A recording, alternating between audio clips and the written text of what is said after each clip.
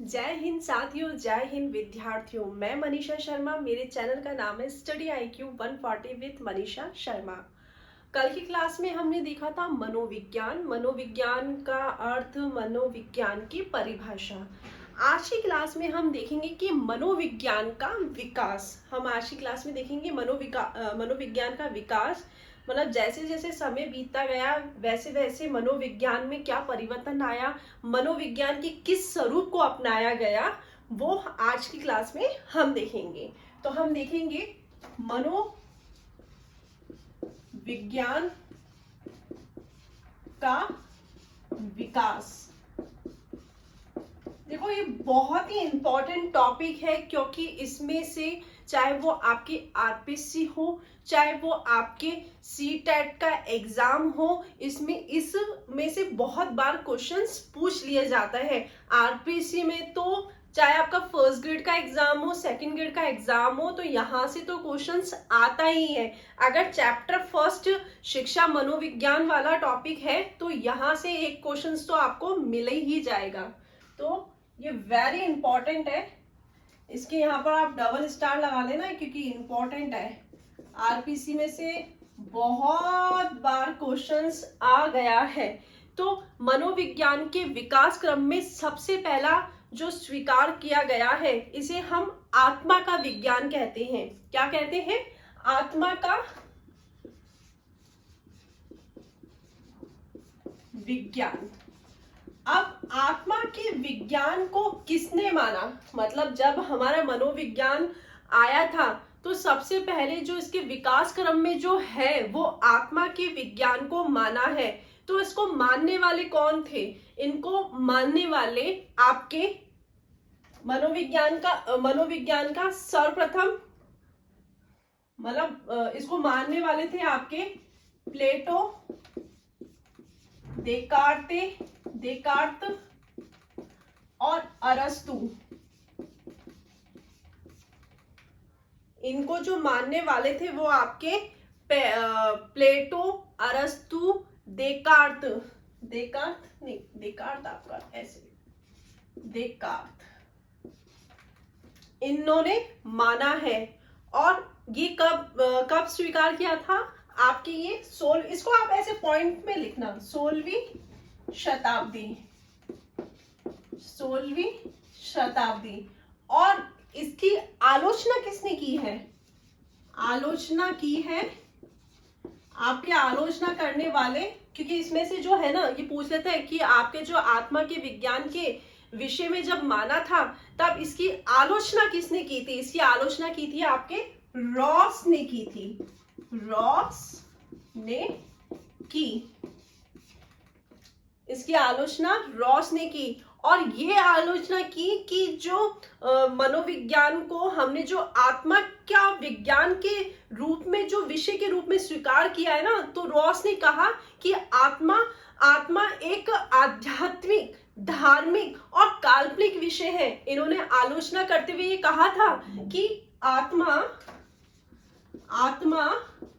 एक आध्यात्मिक,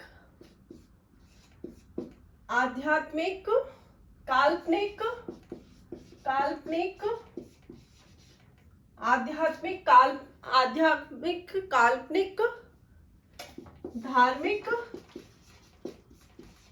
विषय है।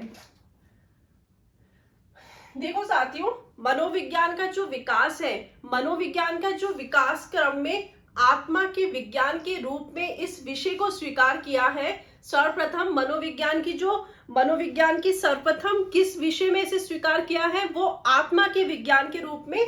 दर्शन, जो हमारा दर्शन शास्त्र है, उसी विषय से निकाल के इस आत्मा के विज्ञान के रूप में हमने इसको स्वीकार किया है। और ये 16वीं शताब्दी का विज्ञान था। इसमें जो मानने वाले थे प्लेटो, देकार्त और अरस्तु। इसकी आलोचना की है रॉस ने की है।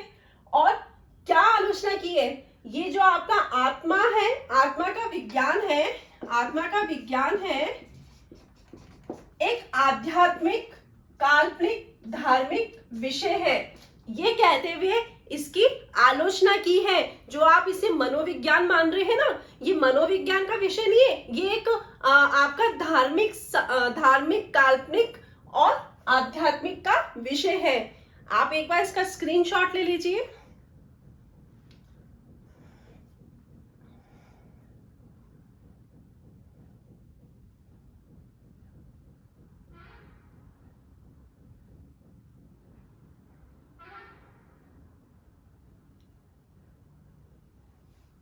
ठीक है साथियों, मनोविज्ञान का विकास क्रम में पहला हो गया आपका आत्मा का विज्ञान, जिसे 16वीं शताब्दी में स्वीकार किया था, जिसको मानने वाले थे आपके प्लेटो, डेकार्ट, अरस्तु। और आलोचना किसने की थी? आपके रॉस ने की थी। क्या कह के? आत्मा का विषय एक आध्यात्मिक, काल्पनिक और धार्मिक विषय कह के इसकी आलोचना कर दी थी। अब दूसरा जो विकास क्रम में है, इसको जो मनोविज्ञान को हमने मन का विज्ञान के विषय के रूप में स्वीकार किया था। दूसरा है ये आपका, ये जो क्रम है ना, आपको व्यवस्थित रूप से याद करना पड़ेगा। पहला कौन सा क्रम है, फिर दूसरा, फिर तीसरा, फिर चौथा। किस प्रकार मनोविज्ञान को समय और किस व्यक्ति ने उसको स्वीकार किया, आपको एज इट इज ऐसे ही याद करना पड़ेगा। कभी कभार क्रम भी पूछ लेता है, कभी कभार उनकी शताब्दी भी पूछ लेता है, कभी कभार आपसे ये पूछ लेता है किसने आत्मा की विज्ञान के रूप में स्वीकार किया, किसने मन के विज्ञान के रूप में स्वीकार किया, किसने चेतना के विज्ञान के रूप में स्वीकार किया, किसने व्यवहार के रूप में विज्ञान के रूप में स्वीकार किया है। आपसे उनका व्यक्ति का नाम पूछ लेता है, उनकी जो किस समय 16वीं शताब्दी, 17वीं शताब्दी, ऐसे भी पूछ लेता है। और किसने इसकी आलोचना की है, इसमें से इसी टाइप के क्वेश्चंस बनते हैं। तो दूसरा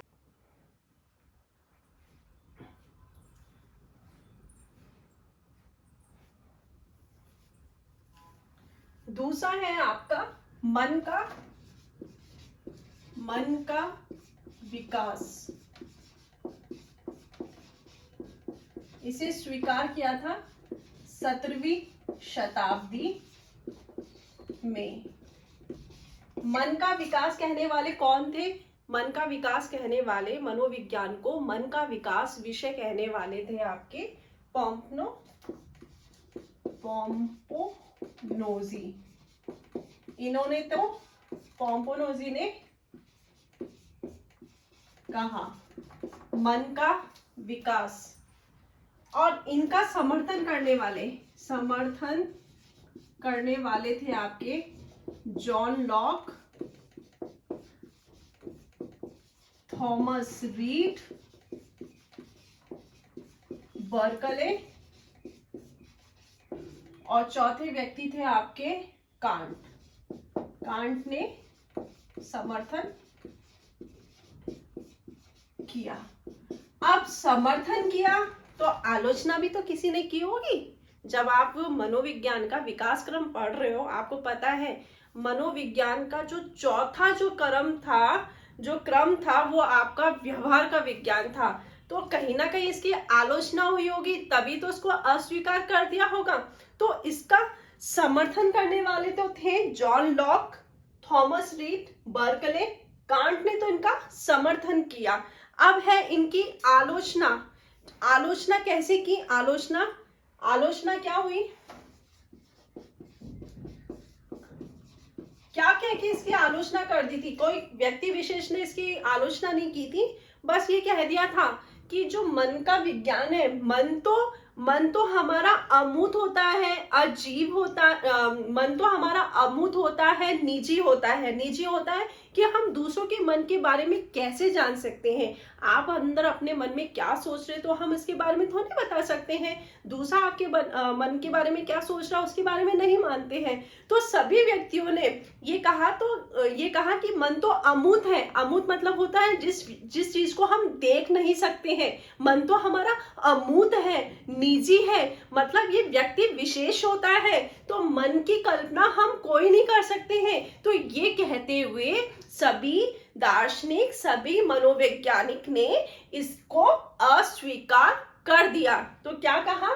मन मन अमूर्त वह निजी है। निजी है मतलब सब व्यक्ति अपने मन में क्या क्या सोच सकते हैं, मतलब व्यक्ति विशेष हो जाता है।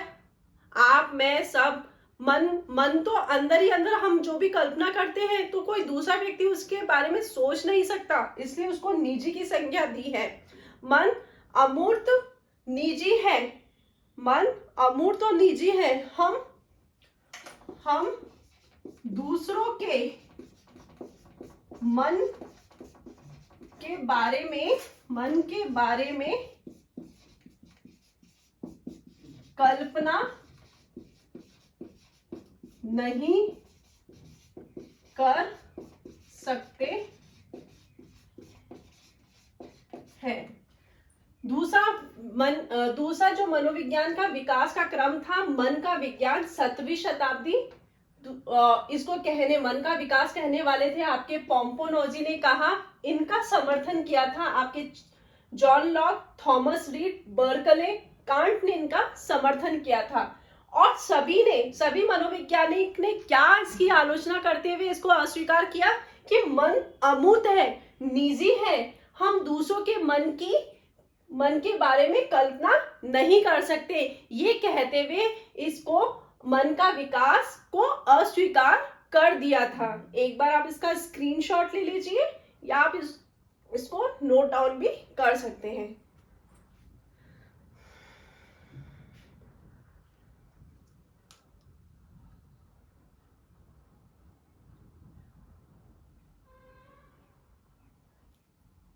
ठीक है विद्यार्थियों,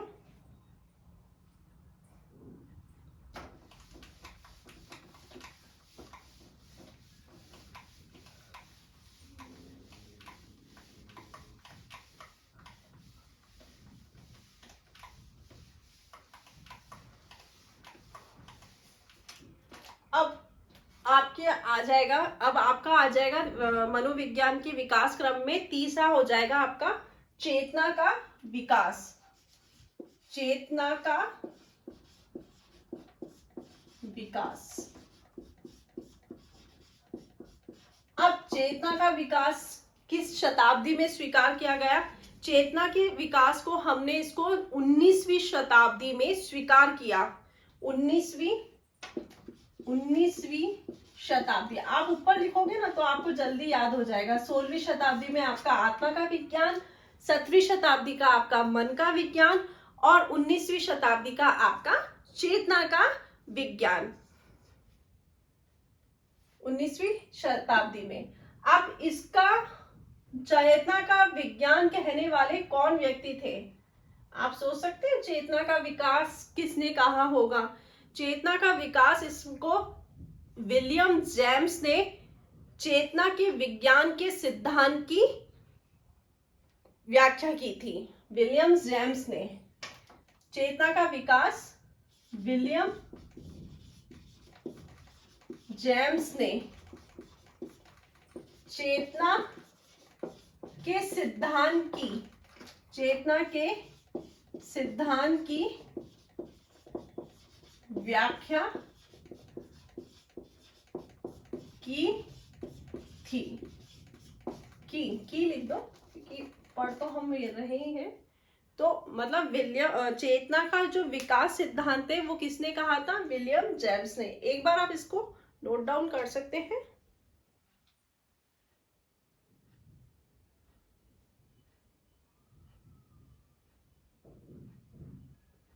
अब इसके समर्थक कौन थे? अब इसके समर्थक भी होंगे ना।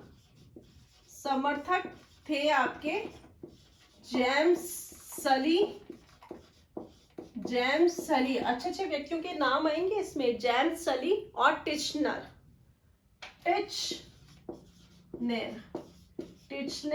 थे।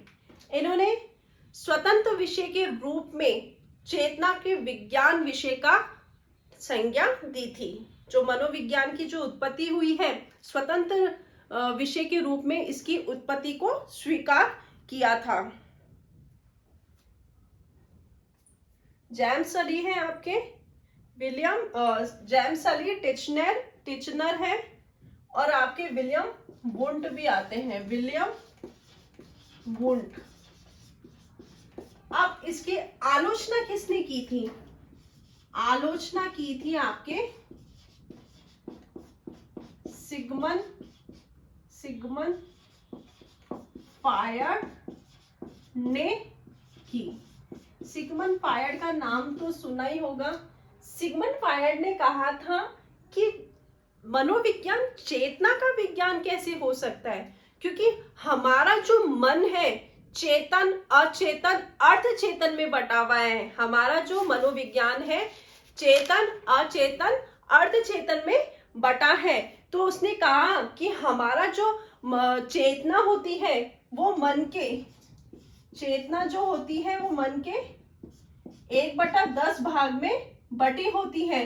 चेतना जो होती है वो हमारी 1/10 भाग में बटी होती है। तो इन्होंने सिगमंड फ्रायड ने कहा, और बाकी जो हमारा 9/10 भाग होता है वो हमारा अचेतन मन होता है। तो होता है, सिगमंड फ्रायड ने कहा कि हमारा जो मन होता है, जो हमारी जो चेतना होती है वो 1/10 भाग में बटी होती है, और अचेतन मन हमारा 9/10 भाग में बटा होता है। तो हम मनोविज्ञान को चेतना का विज्ञान की संज्ञा देना गलत होगा। इसकी आलोचना सिगमंड फ्रायड ने कही थी। ये आप एक बार इसका स्क्रीनशॉट ले लीजिए।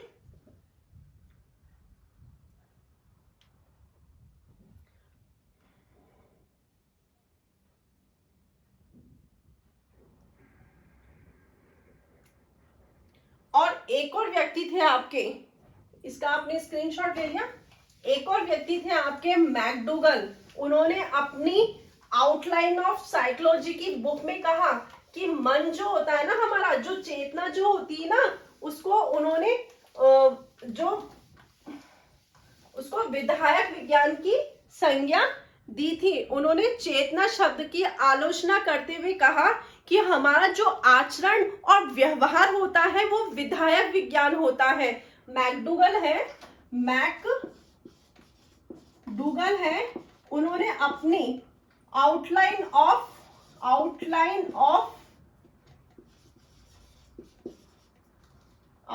ऑफ साइकोलॉजी की बुक में, इनकी बुक है जिन्होंने चेतना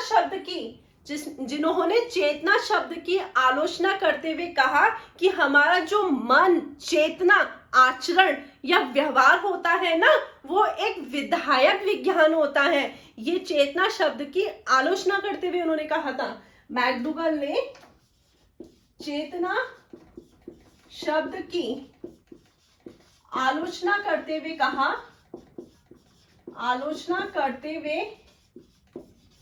कहा कि हमारा मन या चेतना, आचरण या व्यवहार एक विधायक विज्ञान की संज्ञा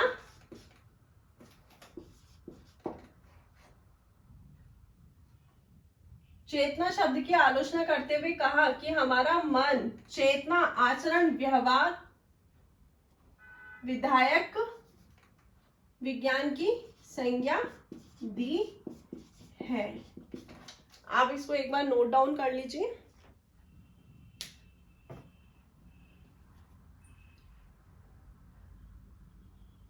आप इसको चेतना शब्द की आलोचना करते हुए मन और चेतना हटा दो, यहाँ पर दोबारा लिखने से कोई मतलब नहीं है। आचरण और जो व्यवहार है उसको विधायक विज्ञान की संज्ञा दी है। इसको आप नोट डाउन कर लीजिए।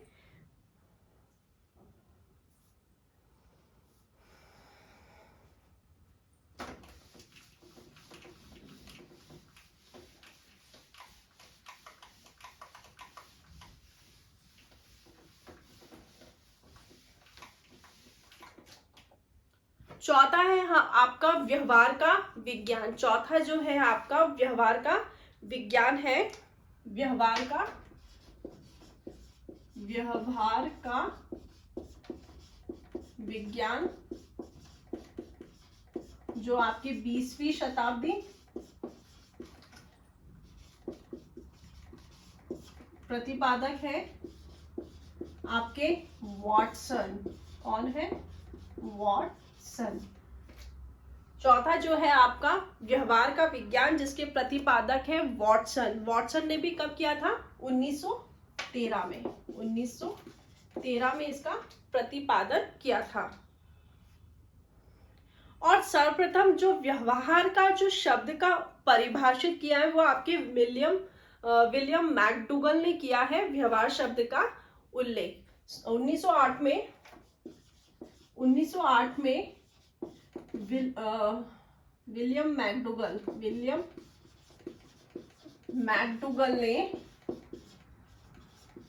ने व्यवहार शब्द को परिभाषित किया। व्यवहार शब्द को परिभाषित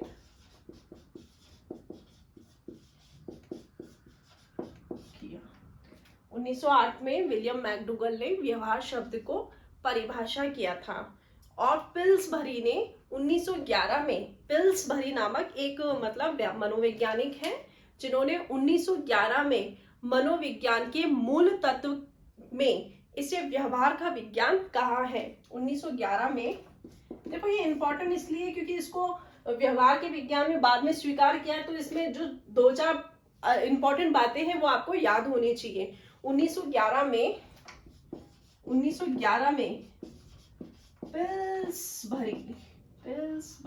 पिल्सबरी ने इन्हें 1911 में पिल्सबरी ने अपनी जो पुस्तक थी मनोविज्ञान के मूल तत्व, पिल्सबरी की पुस्तक मनोविज्ञान के मूल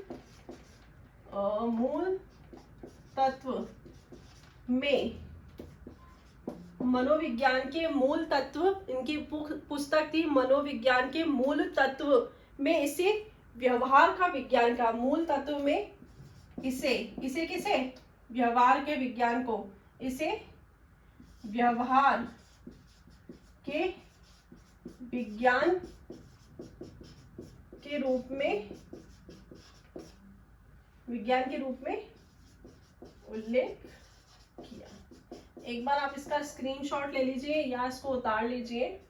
देखो, चौथा था आपका व्यवहार का विज्ञान जो 20वीं शताब्दी में, और इसके प्रतिपादक थे आपके वॉटसन। वॉटसन ने कब? 1913 में। 1908 में आपके एक और मनोविज्ञानी थे विलियम मैकडूगल, जिन्होंने व्यवहार शब्द को परिभाषित किया। सर्वप्रथम व्यवहार शब्द को परिभाषित इन्होंने किया। सर्वप्रथम व्यवहार शब्द को परिभाषित किया। 1911 में आपके पिल्सबरी थे, पिल्सबरी जिनकी पुस्तक थी मनोविज्ञान के मूल तत्व में इसे व्यवहार के विज्ञान के रूप में उल्लेख किया। एक बार आप इसका स्क्रीनशॉट ले सकते हैं।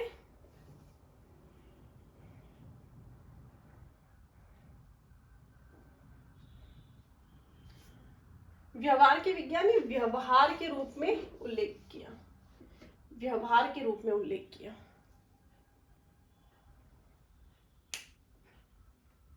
आप एक बार इसका स्क्रीनशॉट ले लीजिए।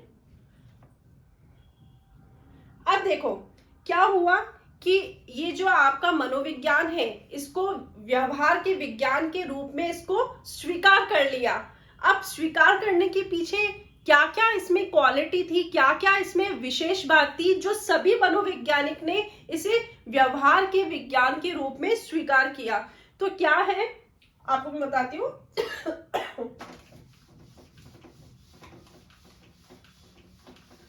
इन्होंने कहा, आप इसको एक बार ऐसे लिख दोगे ना तो आपको हमेशा याद रहेगा। कॉन्सेप्ट क्लियर रहना चाहिए, फिर आपके चाहे कोई से भी क्वेश्चन आ जाए आपको याद रहेगा। आपको पता तो होना चाहिए कि साइकोलॉजी तो हमको ऐसे याद होना चाहिए क्योंकि हमने बीएड जब किया है तब हमने साइकोलॉजी पढ़ी है।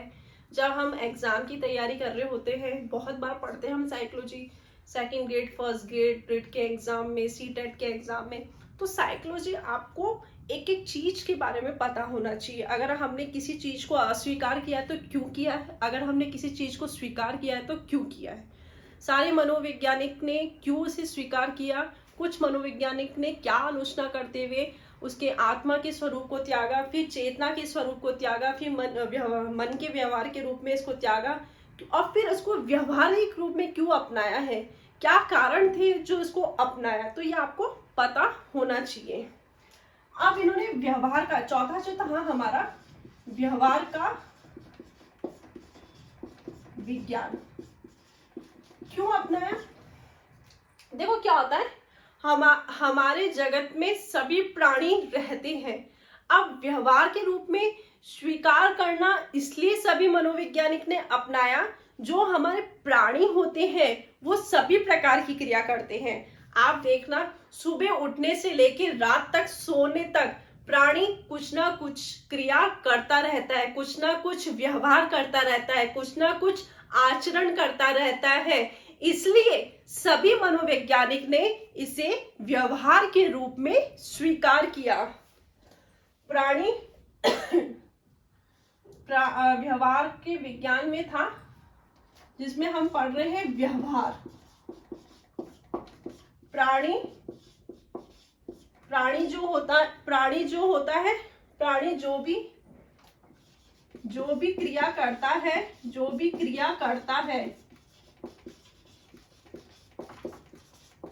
है वो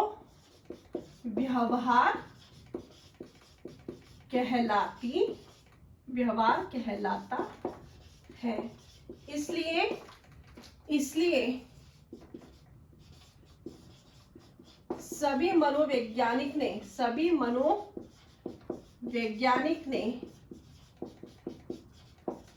मनोविज्ञान को व्यवहार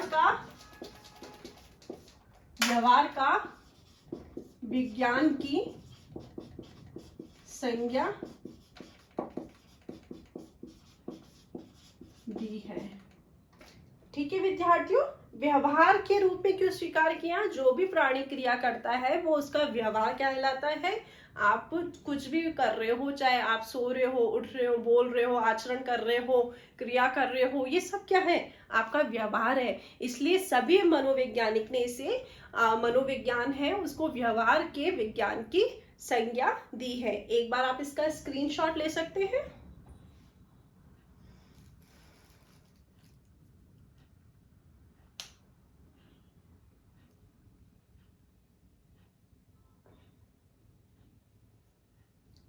देखो, ये जो आपके मनोविज्ञान का जो विकास है, इनमें जो एक वुडवर्थ की जो परिभाषा है जो सबसे चर्चित है और सबसे वेरी इंपॉर्टेंट है, ये हर एग्जाम में पूछ ही ली जाती है। वुडवर्थ की एक परिभाषा है मनोविज्ञान के विकास को लेके।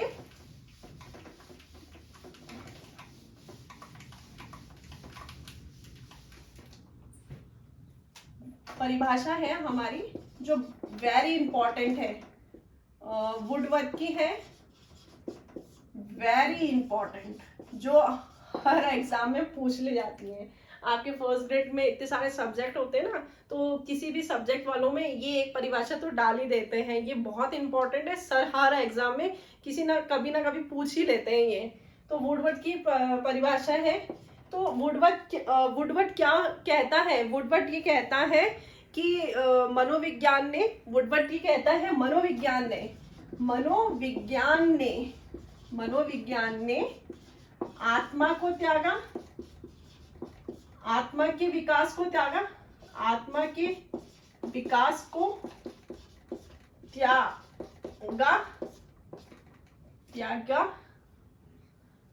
किया, मतलब त्यागा या त्याग किया।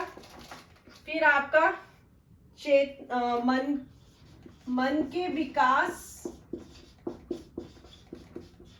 को त्याग किया, फिर आपके मन को त्यागा, फिर चेतना के विकास को त्यागा, चेतना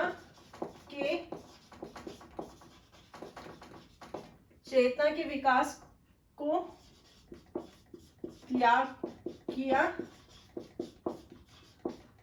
फिर अंत में व्यवहार के विकास को अपनाया, विकास को अपनाया। ये वुडवर्ड की परिभाषा है जो कि बहुत ही इंपॉर्टेंट है, तो आपको ये परिभाषा याद होनी चाहिए। ये परिभाषा बहुत बार पूछ ली गई है, ये वेरी इंपॉर्टेंट है, तो आप इसका एक बार स्क्रीनशॉट ले सकते हैं। इसी के साथ आज की क्लास हमारी यहीं समाप्त होती है, और फिर कल हम पढ़ेंगे मनोविज्ञान की प्रगति, मनोविज्ञान की शाखा। आगे हम क्लास को निरंतर एक एक पॉइंट के बारे में हम अच्छे से पढ़ते रहेंगे, ताकि आपको साइकोलॉजी की जितने भी कॉन्सेप्ट है वो आपको अच्छे से क्लियर हो जाए, ताकि आपके पास कोई सा भी सवाल आ जाए, कोई सा भी क्वेश्चन आ जाए, तो आप अपनी समझ से उस क्वेश्चन को हल कर सकते हैं। जय हिंद साथियों, जय हिंद विद्यार्थियों, नमस्ते।